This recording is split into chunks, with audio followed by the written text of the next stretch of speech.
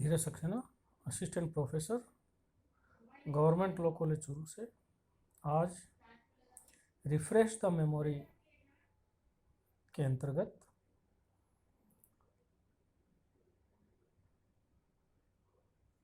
पुनः स्मरण कार्यक्रम के अंतर्गत आज मुस्लिम विधि जो LLB फर्स्ट ईयर का प्रश्न पत्र है उसमें प्रीएम्पशन शुफा के प्रावधानों पर चर्चा कर रहा हूँ। हिंदू उत्तराधिकार अधिनियम 1956 की धारा 22 में भी आपने इसी के समकक्ष एक प्रावधान पढ़ा है, जिसमें अग्रक्रयाधिकार हकशुफा के बारे में व्यवस्था की गई है कि यदि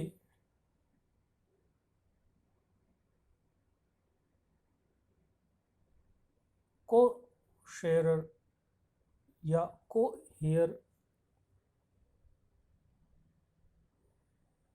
में से कोई एक वारिस अपना हिस्सा विक्रय करना चाहता है तो उसे अपने सह अंशधारियों को पहले विक्रय करने का ऑफर देना चाहिए।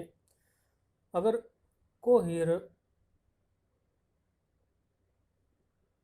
सह स्वामी या सह अंशधारी को ऑफर किए बिना वह संपत्ति विक्रय कर दी जाती है तो सह स्वामी या सह अंशधारी का ये अधिकार मान्य किया गया है कि वह उस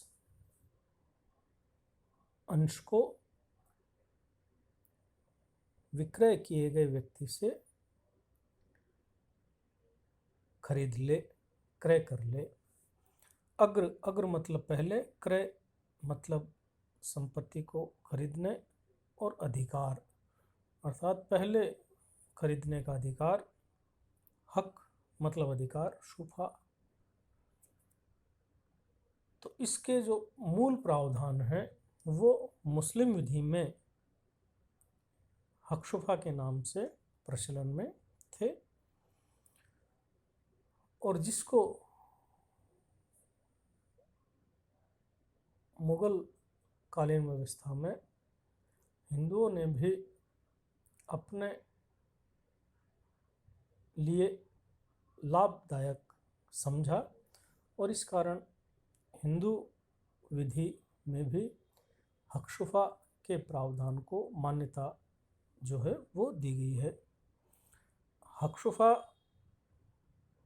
की यदि हम परिभाषा की बात करें तो मुल्ला ये कहते हैं, preemption or shufa is a right which the owner of an immovable property possesses to acquire by purchase another immovable property which has been sold to another person। इसका अर्थ यह है कि एक अचल संपत्ति का स्वामी दूसरी अचल संपत्ति को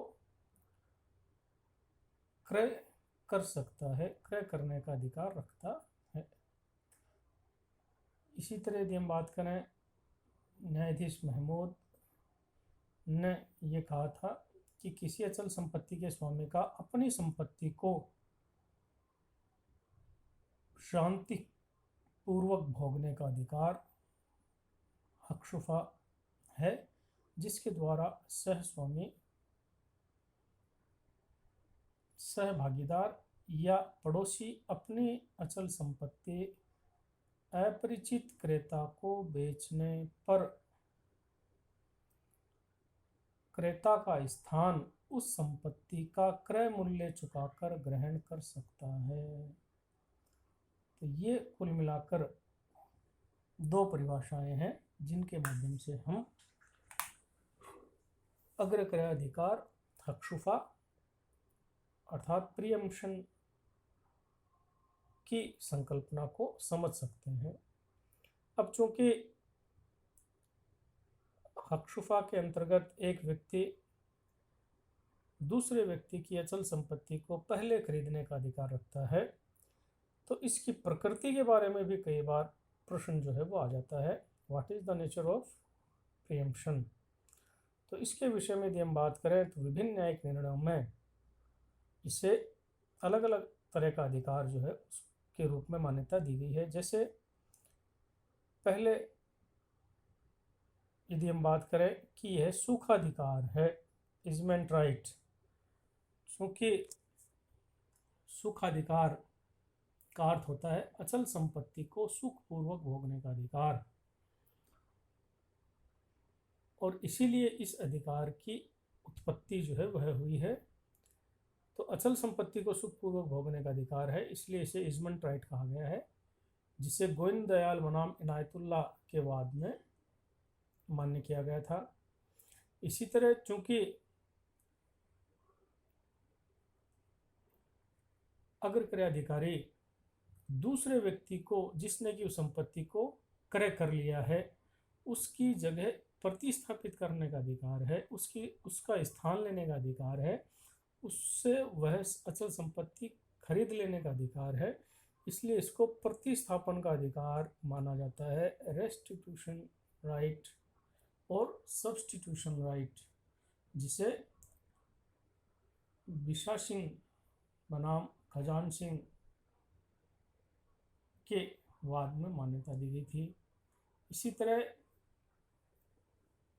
हकशुपा के अधिकार को अधिमान्यता का अधिकार माना जाता है, रिफरेंस राइट और प्रायोरिटी राइट, क्योंकि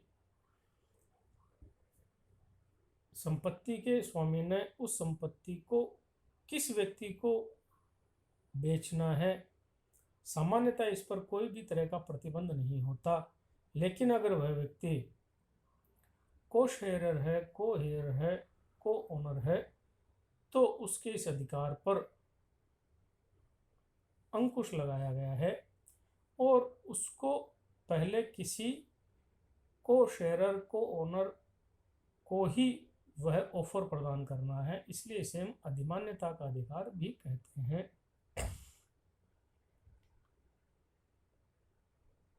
इसी के बाद यदि हम बात करें तो यह एक व्यक्तिगत अधिकार के रूप में मान्य किया गया है, पर्सनल राइट, क्योंकि उस संपत्ति के होल्ड या ओनर को ही अधिकार दिया गया है और किसी अन्य व्यक्ति को अधिकार नहीं है, इसलिए यह व्यक्तिगत अधिकार है, पर्सनल राइट है। भूप बनाम माता दिन का 1991 का सुप्रीम कोर्ट का निर्णय है जो इसे व्यक्तिगत अधिकार के रूप में मान्यता देता है।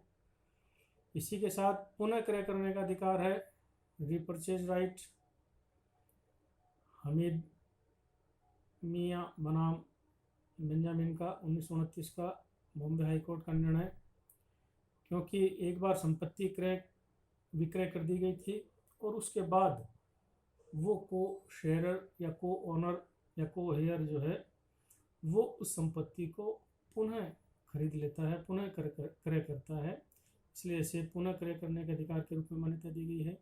इसी के साथ यदि हम बात करें तो इसे हम व्यक्तिगत अधिकार के साथ साथ संपत्ति के अधिकार, प्रॉपर्टी राइट भी मान सकते हैं, क्योंकि यह अचल संपत्ति के स्वामी को ही प्राप्त होता है, इसलिए इसे प्रॉपर्टी राइट भी माना जाता है।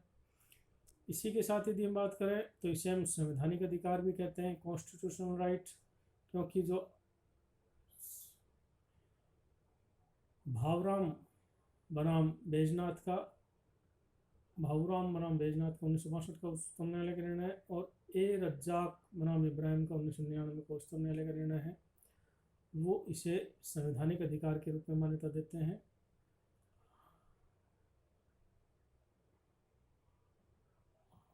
हालांकि 1942 में संशोधन के द्वारा इसको थोड़ा रेस्ट्रिक्ट किया गया था। इसके बाद यदि हम बात करें तो इसे हम प्रथागत अधिकार भी कहते हैं, क्योंकि यह पीढ़ी दर पीढ़ी चला आ रहा है, इसलिए इसे कस्टमरी राइट के रूप में मान्यता दी गई है। तो ये कुछ तरह के प्रकृति के बारे में आपके क्वेश्चन जो है वो आता है। इसी के बाद यदि हम बात करें तो हकशुफा की मान्यता क्यों हुई, क्यों इसे समाज के द्वारा स्वीकृति प्रदान की गई है, तो उसकी यदि हम बात करें तो उत्तम सिंह बनाम करतार सिंह का एक वाद है जो आपको याद रखना चाहिए। 1954 का पंजाब हाई कोर्ट का निर्णय, जिसमें हकशुफा की लोकप्रियता का या मान्यता के कारण के बारे में पहला तो लोक शांति तथा घरेलू सुख की उन्नति माना जाता है, क्योंकि यदि कोई व्यक्ति पड़ोस में अगर गैर धर्म का आ जाएगा, जिसके रीति रिवाज, परंपरा, खान पान, मान्यताएं अगर अलग अलग हों, तो सामान्य व्यक्तियों के मध्य तो कोई विशेष प्रभाव नहीं पड़ता, लेकिन जो कट्टर प्रकृति के लोग हैं, जो अपने रीति रिवाज, मान्यता, परंपराओं से अच्छी तरह से बंधे हुए लोग हैं, उनके मध्य फिर शांति भंग होने का खतरा उत्पन्न हो जाता है। क्योंकि अगर कोई, जैसे हम मान लें कि प्योर ब्राह्मण व्यक्ति या व्यक्तियों का समूह है, और उसके पास यदि कोई मांस मदिरा का सेवन करने वाला व्यक्ति आ जाए, तो फिर उनकी लोक शांति व्यवस्था जो है वो भंग होने का खतरा होता है। इसी तरह यदि हम बात करें तो गांव समुदाय की अखंडता सुरक्षित होती है इस नियम के आधार पर, क्योंकि इससे कोई अपरिचित व्यक्ति जो है उस गांव या समुदाय के मध्य आने से रोक दिया जाता है। इसी तरह यदि हम बात करें तो जो खेत हैं वे, आप जानते हैं कि अगर इस तरह से अपना अपना हिस्सा अगर अलग अलग व्यक्तियों को बेच देंगे व्यक्ति, तो वो बहुत छोटे छोटे टुकड़ों में बढ़ जाएगा, और फिर उस पर खेती करना और उपज प्राप्त करना जो है वो निरर्थक सा हो जाता है, क्योंकि जितनी लागत होगी उतना ही फिर, या उससे कम मूल्य की अगर फसल उगे, तो फिर ये जो है फार्म्स के लिए, खेत खलिहान के लिए उचित नहीं होगा। फिर यदि हम बात करें उत्तराधिकार विधि को कार्यान्वित करना, कि जब उत्तराधिकार का अर्थ ये होता है कि उसी व्यक्ति के वारिस, खून से संबंधित व्यक्ति उस संपत्ति की देखभाल, उपयोग, उपभोग करेंगे। तो अगर वह संपत्ति किसी अन्य व्यक्ति को दे दी, अपरिचित व्यक्ति को दे दी, तो फिर उत्तराधिकार का नियम जो है वह निरर्थक हो जाता है। इसी तरह यदि हम बात करें तो ये जो नियम है वह व्यक्तिगत या लोक शिष्टाचार एवं सुविधा की उन्नति करता है। इसलिए हकशुफा के नियम को दूसरे समाजों ने भी, केवल मुस्लिम समाज ही नहीं बल्कि वर्तमान में यह हिंदू विधि और क्रिश्चियन विधि सहित अन्य सभी विधियों का लगभग अंग बन चुका है। अगर हम हकशुफा के उत्पन्न होने की बात करें तो कई बार क्वेश्चन ऐसे भी आ जाता है कि कब ये अधिकार उत्पन्न नहीं होता, नोटराइज्ड। तो सिंपल यदि हम बात करें तो केवल मात्र अपने हिस्से का, शेयर का विक्रय करने पर ही यह अधिकार उत्पन्न होता है। इसके अलावा जितने भी तरह के अंतरण हैं, जिनकी यदि हम बात करें तो हिबा, पट्टा,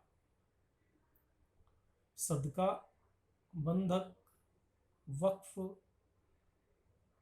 वसीयत पर यह अपना अधिकार, अपनी संपत्ति, अपना हिस्सा अंतरण करने पर यह हकशुफा का अधिकार उत्पन्न नहीं होता है। इसी तरह यदि हम बात करें कॉन्ट्रैक्ट फॉर सेल, विक्रय संविदा करने पर, क्योंकि विक्रय संविदा आप जानते हैं कि विक्रय नहीं हुआ अभी, एक प्रायर स्टेज पर, इनिशियल स्टेज पर दोनों पक्षकारों ने केवल मात्र एक करार किया है कि भविष्य में जब भी ये संपत्ति बेची जाएगी उस व्यक्ति को दी जाएगी। इसे कॉन्ट्रैक्ट फॉर ऑफ सेल कहा जाता है। तो इसमें चूंकि एक्चुअल में सेल नहीं हुआ, इसलिए विक्रय संविदा पर भी यह लागू नहीं होता। और सशर्त विक्रय कंडीशनल सेल पर भी ये नियम लागू नहीं होता, क्योंकि सशर्त विक्रय में भी वह व्यक्ति वापस उस संपत्ति को प्राप्त करने का एक ऑप्शन जो है वह रहता है। इसी तरह उत्तराधिकार सक्सेशन में भी अगर संपत्ति का अंतरण हुआ है तो हकशुफा का अधिकार उत्पन्न नहीं होता है। इसी तरह यदि हम बात करें कि हकशुफा की समाप्ति कब हो जाती है, तो हकशुफा का अधिकार जो है वह एक दुर्बल अधिकार माना जाता है। जैसा कि हमने ऊपर चर्चा की कि एक व्यक्ति अगर हिबा कर रहा है उस संपत्ति का, वसीयत कर रहा है, पट्टा कर रहा है, मॉर्गेज कर रहा है, तो वह हकशुफा के अधिकार से वंचित कर दिया जाता है। तो इसलिए कानूनी या टेक्निकल एस्पेक्ट में यदि देखें तो ये हकशुफा का अधिकार एक दुर्बल अधिकार माना जाता है। हकशुफा के अधिकार की समाप्ति कैसे हो जाती है, कब खत्म हो जाता है या फॉरफिट हो जाता है? तो पहला तरीका जो सामान्य है कि प्रतिफल स्वीकार कर ले, जो कंसिडरेशन है कि अपने अधिकार को खोने के बदले। फिर मौन स्वीकृति, जब दावेदार को ये पता है कि वह संपत्ति का विक्रय किसी अन्य व्यक्ति को किया जा रहा है और वह मौन रहकर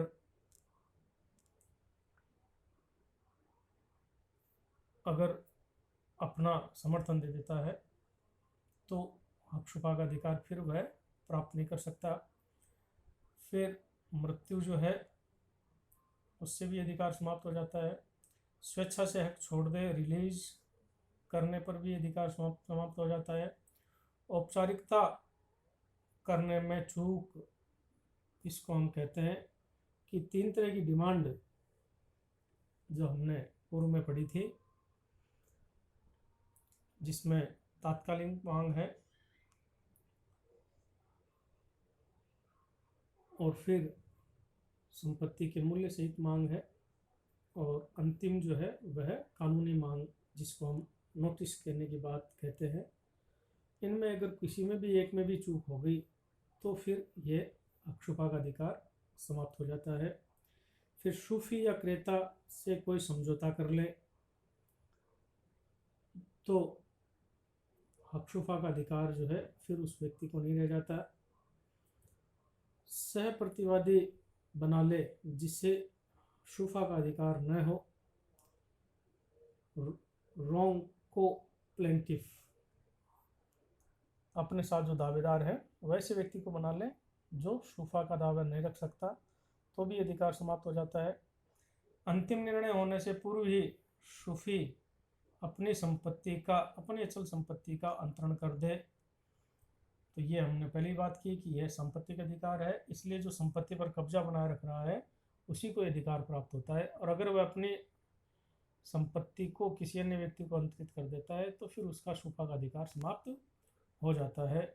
फिर सूफी की भूमि से लगती भूमि का एक हिस्सा खाली छोड़कर, कि एक जो पट्टी है 5 फुट की मान लीजिए, जो सूफी के संपत्ति से लगती हुई 5 फीट की पट्टी जो है वो लंबी एक छोड़ दी जाए खाली, और बाकी की अर्थात शेष संपत्ति, अचल संपत्ति को विक्रय कर दे।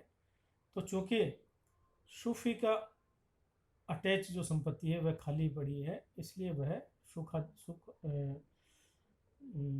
सूफा का अधिकार जो है वह समाप्त हो जाता है। इसी तरह यदि हम बात करें तो विक्रय या विनिमय में सक्रिय भाग लिया हो, ऊपर हमने बात की थी मौन समर्थन, और यहाँ पर हम बात कर रहे हैं सक्रिय भागीदारी अगर वह करता है विक्रय करने में तो उसका अधिकार समाप्त हो जाता है। इसी तरह क्रेता से संपत्ति का पट्टा या बंधक प्राप्त कर ले तो ये अधिकार समाप्त हो जाता है। फिर है विक्रय संविदा शून्य कर दी जाए, अर्थात विक्रय जो संविदा है उसको शून्य घोषित कर दिया तो फिर शुफा का अधिकार समाप्त हो जाता है। और एक है शफी शरीक होने पर जब संपत्ति का विभाजन हो गया हो। अगर संपत्ति का विभाजन हो जाता है तो फिर हक शुफा का अधिकार जो है वह समाप्त हो जाता है। तो हक शुफा का अधिकार की यदि हम बात करना है तो हमने पहले चर्चा की थी कि 3 तरह के अधिकारी होते हैं। शफी शरीक जो को शेयरर है, दूसरे हैं शफी खलीत जो संपत्ति की उन्मुक्तियों में पार्टिसिपेटर हैं, अधिकार रखने वाले हैं, और तीसरे हैं शफी जार या पड़ोसी का अधिकार।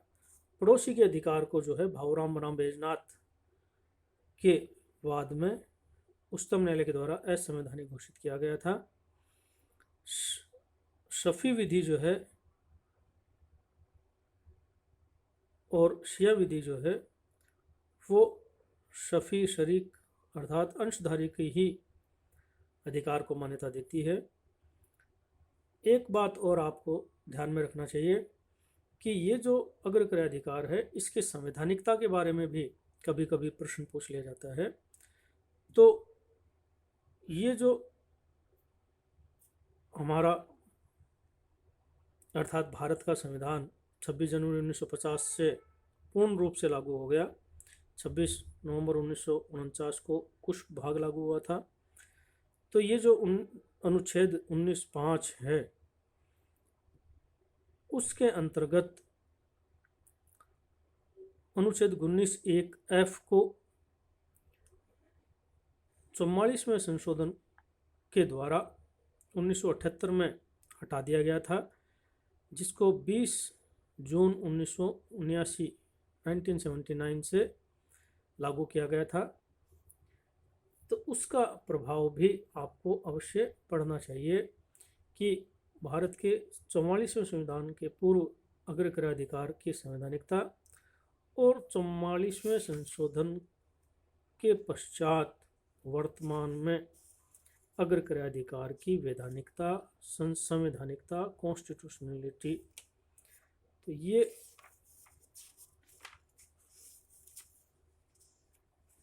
तीन तरह की तलब है इसमें। मांग जिनको कहा जाता है, फॉर्मेलिटी जिनको कहा जाता है, डिमांड जिनको कहा जाता है।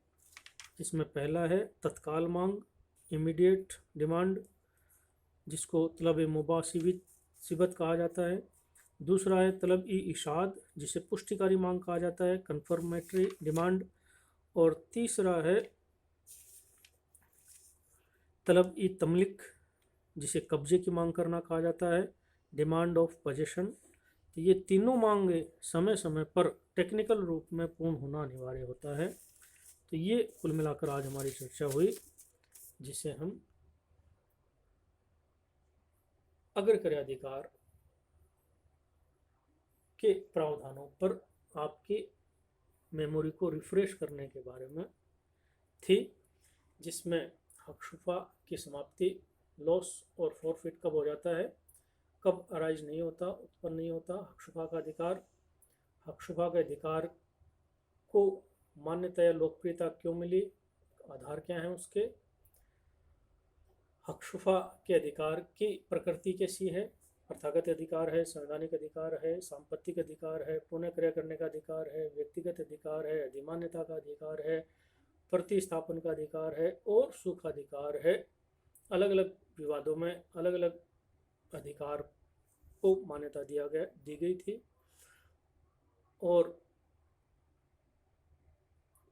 अग्रक्रय अधिकार को समझने के लिए हमने 2 परिभाषाएं, जिसमें जस्टिस महमूद और मुल्ला की परिभाषा देखी थी। अगले वीडियो में हम मुस्लिम विधि के अन्य प्रावधानों पर रिफ्रेश द मेमोरी प्रोग्राम के अंतर्गत चर्चा करेंगे। धन्यवाद।